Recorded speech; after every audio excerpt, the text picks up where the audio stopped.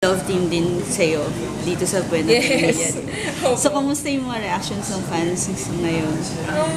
Wala naman pong masyadong hate. Chill lang.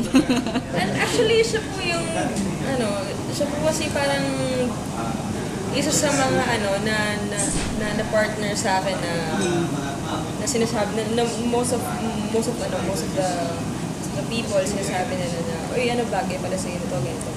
So, yung, especially yung mga my jobs, talagang, winelcome nila yung new love team ba? Opo. Tsaka, naman po, actually may Jollies, Jolly.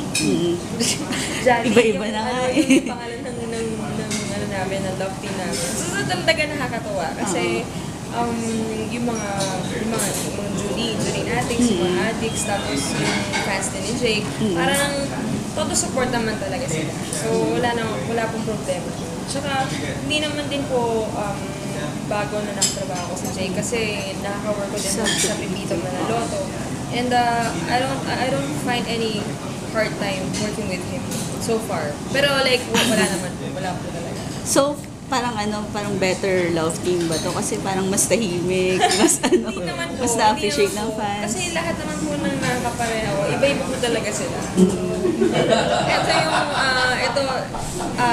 Ito yung sobrang chill. Oo. Ito yung sobrang chill lang. At saka, parang barkada.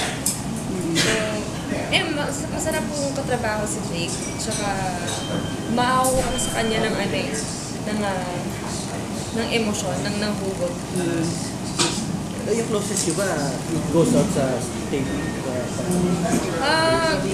Minsan nag-aaya po siya na lumabas, like tulad niya, nung isang araw nag-aaya siya. Pero yun nga po, hindi ko rin po maibigay sa kanya yung oras kasi sobrang busy din ng schedule ko. Tapos yun, nag-aaral ako. May iba pa akong commitments, gano'n. So,